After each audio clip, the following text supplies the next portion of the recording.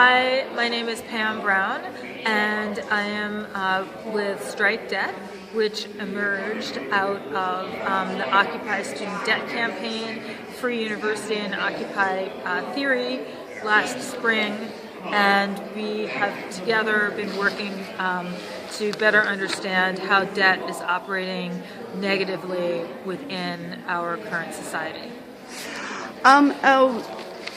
Let's talk about Occupy. Why was a movement like Occupy necessary? How did it become necessary? Well, Occupy, that's an interesting approach to it. I think that Occupy was necessary because of what happened around the bank bailouts. We've been faced in the United States with enormous inequality and a completely unfair economic system. And the sort of last straw on that was the handling of the so-called financial crisis. And I think that people needed a way to express their anger over the way that the system was going, our lack of democracy, and also a way to attempt to change a very powerful economic model that is, frankly, contaminated the entire world. What does the brand name Occupy mean? The brand name Occupy, I'm not sure that it seems, I think that it's another interesting question, Boogie. I think that Occupy means a fight against inequality. I think that that's what it signifies, generally speaking. Resistance. And what about the structure and the process within Occupy? Occupy first started with horizontal decision making and stuff. Can you describe that a little bit? And then can you also describe the problems that you encountered along the way? Right. So I think that what happened was that people had their own interpretations of what horizontal meant. And there was a particular kind of formulation of horizontalism that I'm really not sure yet what it means, because it seems that it doesn't really seem that there's a real true horizontality, because there certainly are leaders, and the idea, I think, was to not have any leaders, but instead what really happened was just like to disempower leaders, as opposed to have something that's really leaderful, because the truth is that not everyone wants to be a leader. So people wanted to be led, actually. So I think that was really problematic. Of course, most of the structures and processes that were occupied proved to be unsustainable and ultimately fell apart. The GAs, the spokes councils, people don't want to be in that unpleasant and conflict-oriented of an environment with no way to resolve those conflicts. And ultimately, the ideas that we developed around horizontality seem to basically suppress any ways to organize that might move things forward. So what began to happen was just attrition. There's so many people in this country who really want and need a real revolution. We're talking about revolutionary change, nonviolent revolutionary change. But even on the level of whether or not violence would be acceptable in the movement, there was no real way to handle that except through attrition. And the people who thought that violence would be acceptable were just pretty much forced out. And I think that you've seen a very real problem with these ideas, as you can tell that, when I started with Occupy University, for example, we were an extremely diverse group of people, and all that ended up left were, people who were virtually the same and completely dominated by white men. So I certainly don't think that Occupy exists now as anything other than a name, because the structures and processes that were endemic to it were really a failure. So if we don't have this kind of horizontalism, what are the alternatives? How will you work on that? Yeah, it's a great question. I think that horizontalism is a principle. It's a principle of understanding, for me, this is just for me, it's a principle of understanding that fundamentally we are all equal, and even if someone is a leader and I am a follower, that doesn't mean that we are not equal. We are doing different things, and those positions can change and rotate in an effective way. But I think that like rigidly sticking to a formulation where there's no accountability, there's ultimately no transparency, there's difficult communications, is a mistake, and we can't build a movement from that place. So when you say leaders, you don't mean leaders with authority, not in an institutionalized way. Is that correct? I don't know that. I think that leadership could be institutionalized to the extent that people had roles and responsibilities, but I think that it would have to be very democratic and would have to be rotating. As part of that, I think that there needs to be a lot greater intentionality to who those leaders would be and what kinds of social networks they represent, because by not having any intentionality around race, around diversity within this movement, what's happened is a completely, there will not be a revolution in this day and age that does not include a diverse group of people. It cannot be a revolution of white men who want to restructure a failed system, a failed ideology, and tweak it in some way and call it something else, which is what has happened within Occupy, unfortunately. What if money comes into the equation? I've heard people argue, well, some of us are working continuously for the movement. We have no source of income. Maybe we should be compensated. How is that dangerous to leaders becoming institutionalized? Right. I think that there's two dangers. There's the danger that only people who can afford to be a part of, who can afford to work long time, long hours without compensation, become the people who are informally institutionalized. I think that this is a very real danger also. I think that we are a social movement, but one of the problems that we face is that people are forced to work endlessly if they want any claim, any stake in the direction of things, and people feel deeply that they've invested a lot already, so they're forced into this kind of laborious situation, which is not necessarily better. So I actually think that we need to limit the amount of work that any people do, rather than necessarily decide that some people should be paid whereas other people shouldn't be paid. And how do you make those kinds of decisions within the movement as a general umbrella? I certainly think that there can be organizations that develop and work in tandem and in parallel that maybe satisfy people's needs for sustenance in specific ways that particular groups of people form. I don't see any real problem with that. However, I don't think that we want to create a movement where you have to be an extremely resourced person already in order to participate, because then it would just be, repeating and reproducing the same social order that we allegedly want to change. Strike debt, is that structured differently? Do you come to it in a different way to a decision? Strike debt, right now, we are grappling with how to structure ourselves, and we emerged for the purpose, with the understanding, let's say, of that Occupy Wall Street was no longer a viable structure for a social movement in the United States. And we decided that we wanted to try to organize around something specific, some specific issue that was affected the 99% per se. And so as part of that, we did start with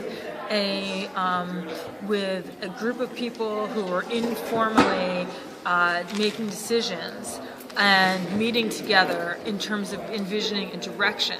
And what ultimately happened was that we had so many wonderful people who were, participants in Occupy Wall Street come into Strike Debt with the assumption that we were going to do things the same way, that it really kind of became a problem for us, because we didn't want to do things the same way as Occupy Wall Street, but we had incorporated so many people suddenly from this sort of process people from Occupy Wall Street in a way that was maybe not healthy for Strike Debt. So I think that there are a lot of ideas that are amazing that are emerging out of this kind of conflict that we had. Some of them are for smaller groups, some of them are union types of models.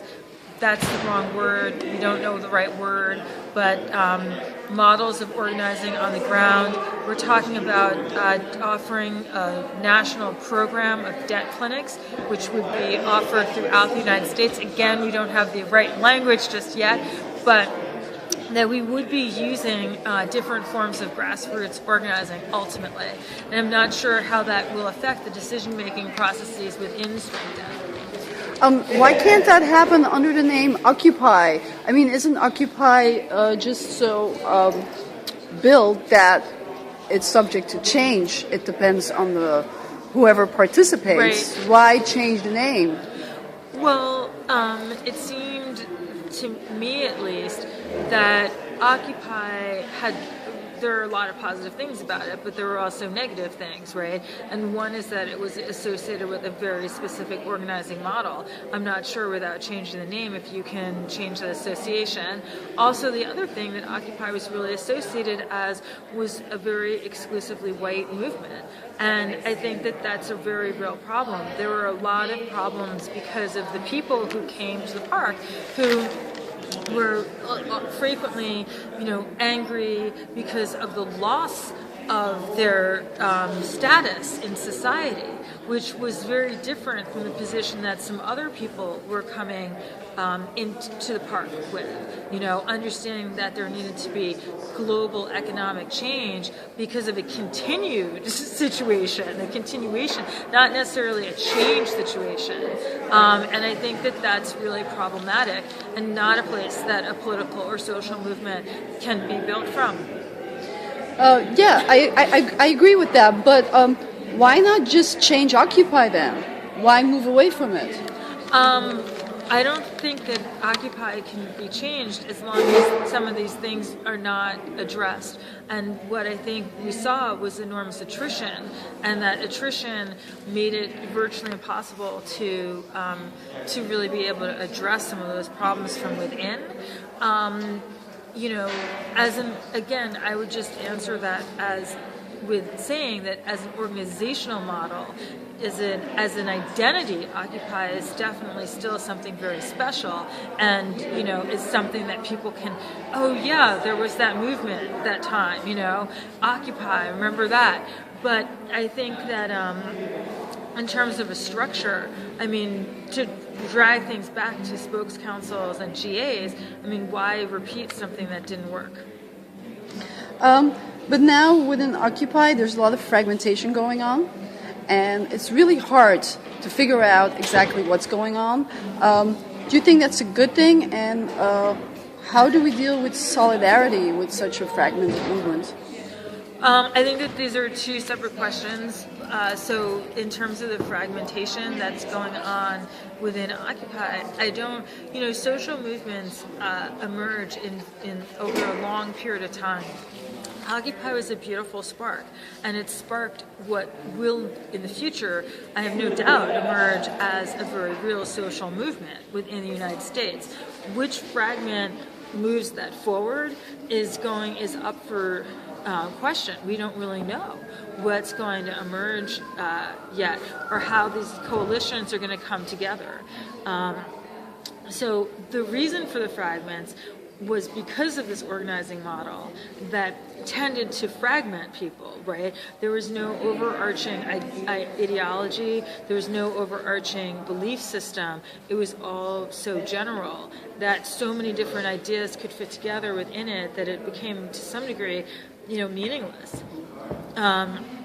So I think that that's one question about the fragmentation. Now, in terms of solidarity, I think that, who are these fragments? What are they pushing for? Are they actually in solidarity or not?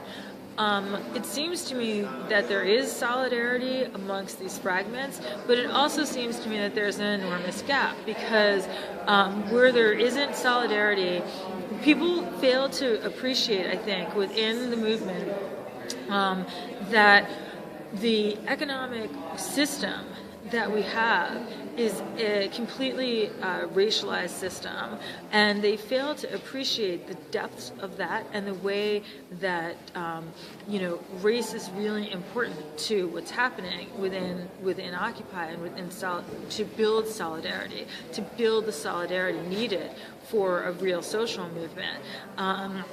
I don't think that an argument that says that we want to tweak the current social order, the current economic dynamics, is going to be widely attractive to the masses of people, maybe 50% of the American population, and certainly the majority in the world who have been living under much different understandings of what that economic system means. So I don't think that I think that focusing on solidarity within all these groups is fine. It's an important focus, but it doesn't even scratch the surface of where solidarity actually needs to be built, not only nationally but also globally. And I think that unfortunately, as long as we focus our attention on, do we want Citizens United? Do we want to talk about debt? Do we want to talk about stop and frisk or mass incarceration?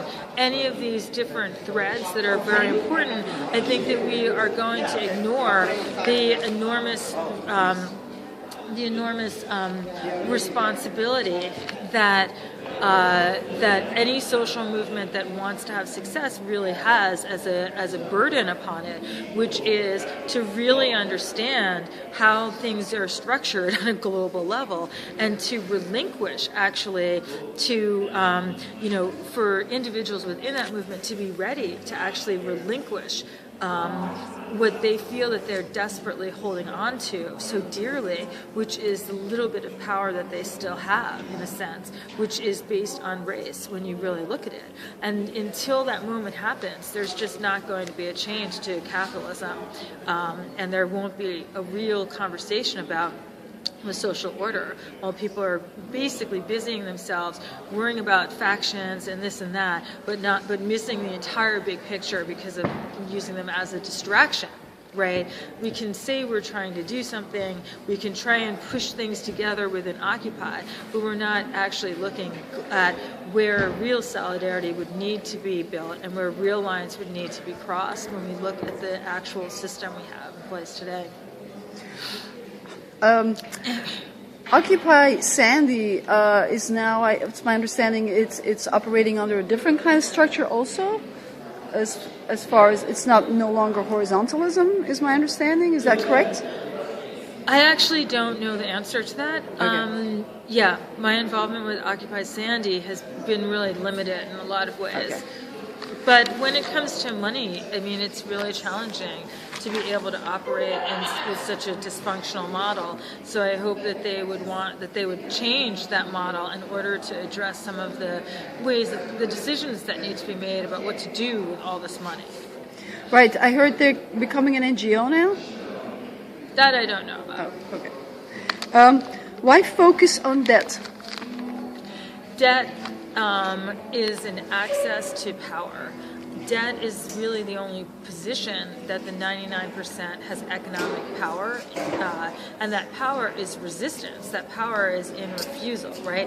Because, the 99% owes trillions and trillions of dollars right now.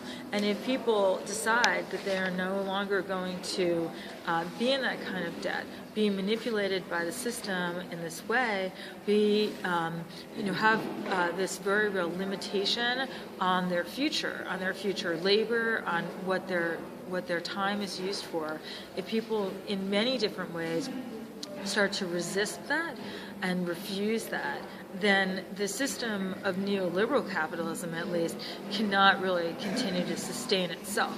So debt is a really important place to look.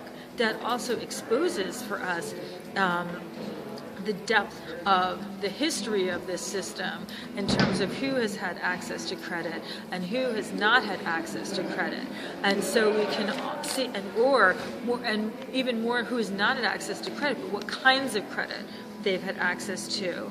And we can see, if we look at debt really carefully and we look at the financial crisis that debt led to, that subprime markets have been used experimentally, first and foremost, with black and people of color in this country, right? And that's been the bank's experimentation ground to figure out their new crafty products and how these things could work. So what we actually see is an expanding economic hate crime that's been perpetuated since, frankly, the beginning of this country. And we see that happening through debt. And so it also discloses for us where we need to look in terms of how we build a real political and social movement to change the system and what is wrong with that system.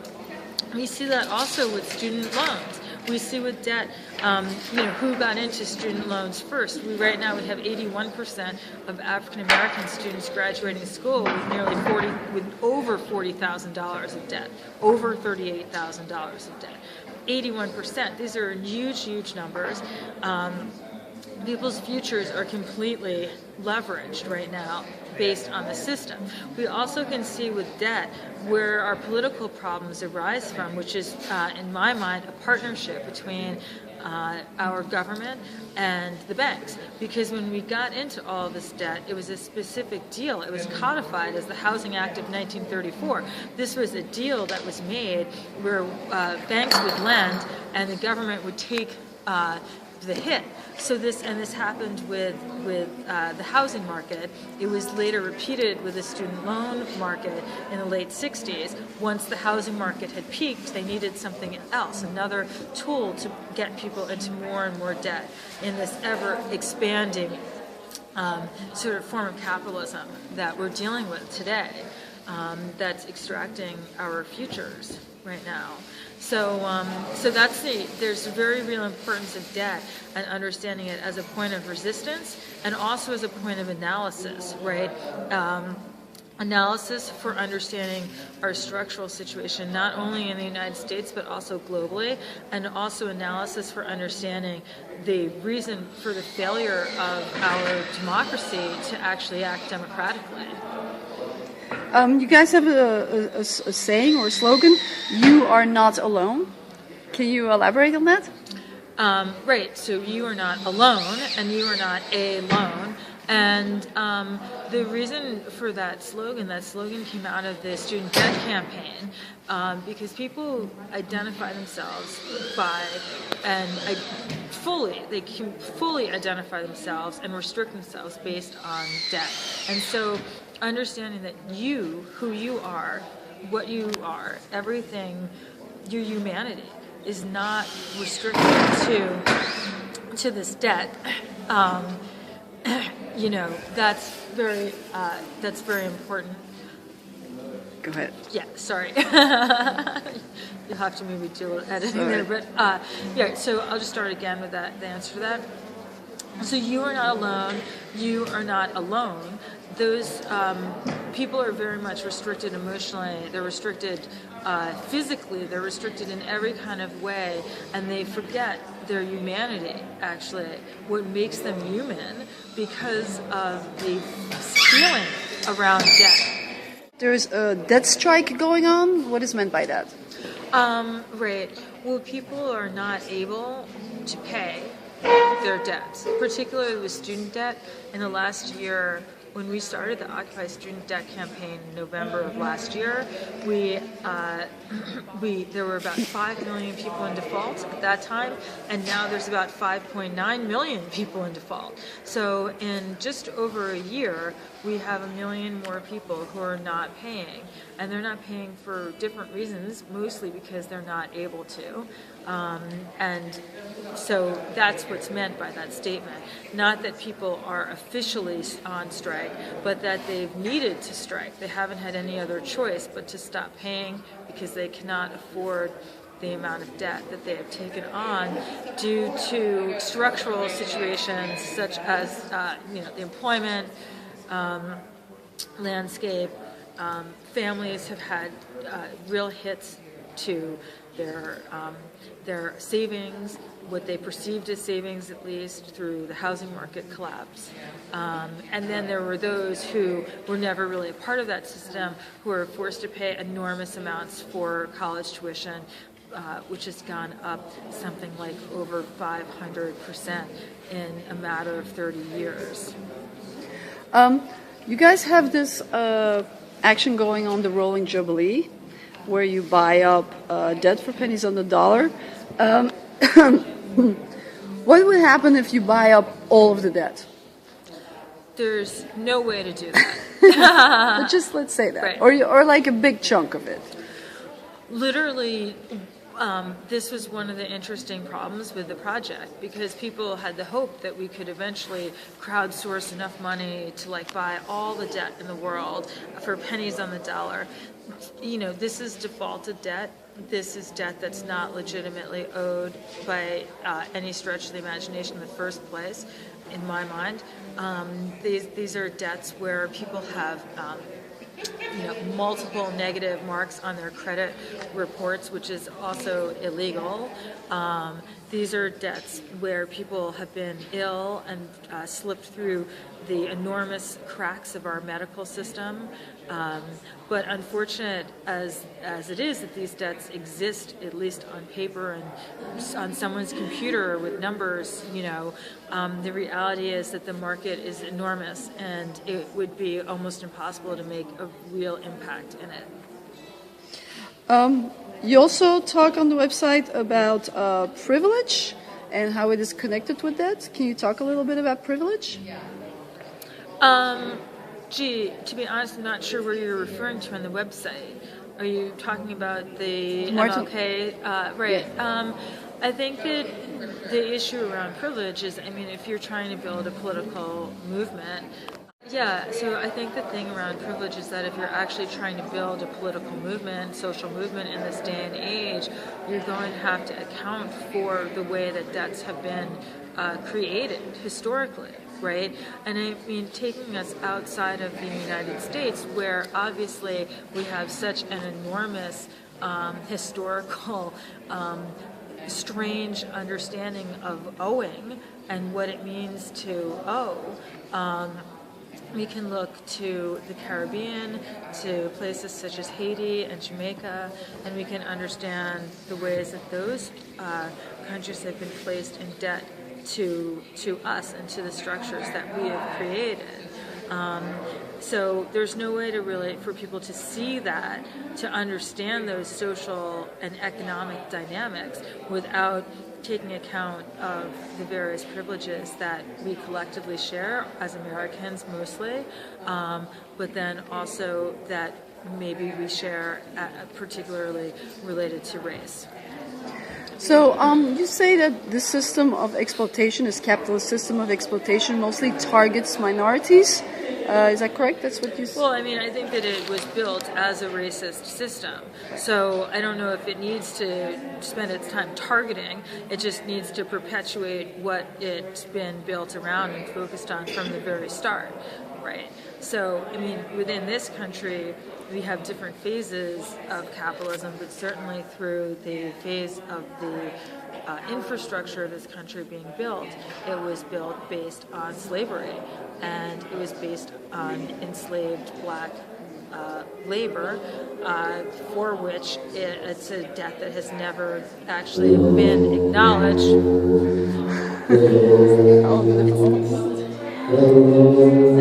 Sorry. Oh well.